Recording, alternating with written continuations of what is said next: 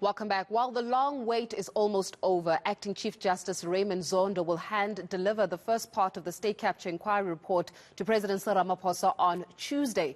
Findings will be made available to the public immediately. So the report has three parts, and for more on this, let's bring in now Lawson Naidoo, Chairperson of the Council for the Advancement of the South African Constitution. Lawson, always a pleasure speaking to you, and a very good morning to you.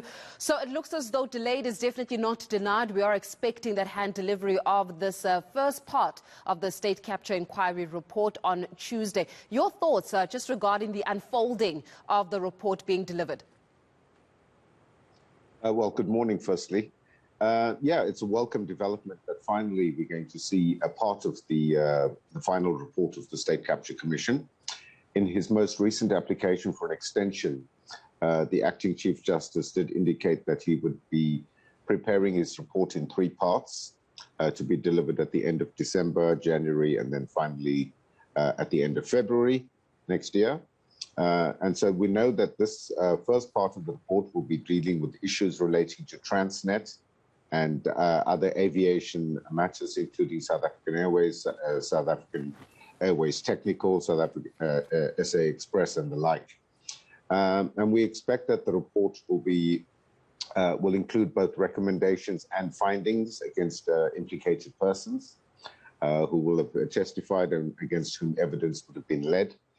So I think, having sight of this report on Tuesday, and I think it's also important to say that it's another welcome development that the presidency has decided to release the report publicly as soon as it is received by the president, so that all South Africans who have followed the workings of the State Capture Commission with such interest will ourselves be able to read through the report and familiarize ourselves with its contents. I had also the privilege of interviewing the UDM leader, Bantu Holomisa, regarding the very same matter, regarding this release of the report of the state capture inquiry.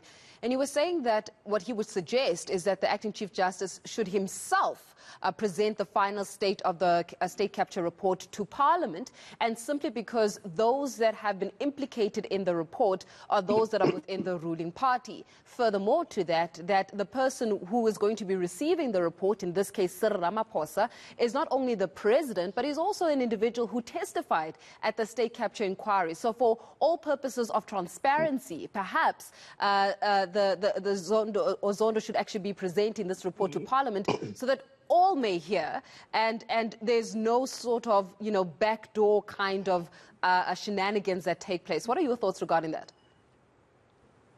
Well, firstly, the commission was established by the president and reports to the president. So it's entirely appropriate that the Acting Chief Justice presents his report to President Ramaphosa, which, as you say, will be done on Tuesday for the first part of the report. But one does also recall that going back to 1998, when the recently departed Archbishop Tutu presented his TRC report to then President Mandela, a copy was simultaneously given to the Speaker of the National Assembly, Dr. Frenny Jinwala. So I certainly hear what the General Holomisa is saying. The President has asked for 4 months in order to respond to Parliament on his action plan for the report. But the point now is that once the report is going to be made publicly available by the President, as they have committed to do, the matter is in the public domain. Parliament can take cognizance of it, and there's nothing stopping from Parliament from debating and discussing aspects of the report, or setting up a special parliamentary committee to deal with the report. All of that is now possible. Yeah, I mean, this is not the first time that South Africa has seen an inquiry of some sort play out in the public space, be submitted to a president for recommendations, as hopefully the implementation of some of those recommendations. Lawson, do you have faith in our justice system, in our, just looking at the state of our justice system right now, in being able to potentially bring those that have been implicated and subsequently who may need to have some kind of law take its course against them? Do we have faith that indeed the justice system and the wheels of justice will turn in that regard, and we will see those that have been implicated in wrongdoing, in state capture, actually dress in orange overalls and see their time in prison? Well, I think we are perhaps understandably reticent about the capacity of the law enforcement agencies to do exactly what is required of them, which is to prosecute the cases that emanate from the State Capture Commission inquiry.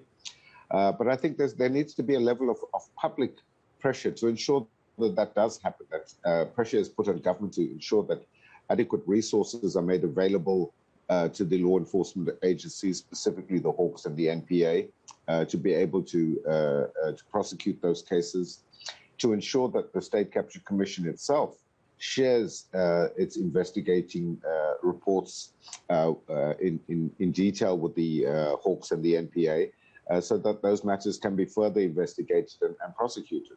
So I think there certainly needs to be, and I think what South Africans want is to see prosecutions emanating from this process. We've heard horrific stories before the Zondo Commission of people who acted with impunity, abused state processes to benefit personally, and there has to be consequences for that. There has to be accountability, and ultimately there needs to be prosecution. So that's, I think, something that all South Africans will be keeping a very close eye on. Yeah, Lawson, before I let you go very quickly, should we be concerned as society on the waiting period that the President has between receiving the final report as well as presenting before Parliament or responding to Parliament on the findings of the report themselves? That 4-month wait or so, is there cause for concern, or should we just allow the wheels to turn? Look, I think we should allow it to take its course. The President has indicated he's going to require up to 4 months in order to process the report and present Parliament with a clear, thought-out strategy of how he's going to implement. But I think the very fact that the report is going to be made public as it is released from the Commission to him means that there are lots of aspects of the report that will be immediately implementable, such as referral of matters to the Hawks and the NPA for further investigation and prosecution. And there may be, maybe other aspects that can be immediately implemented without having to wait for the President to report to Parliament.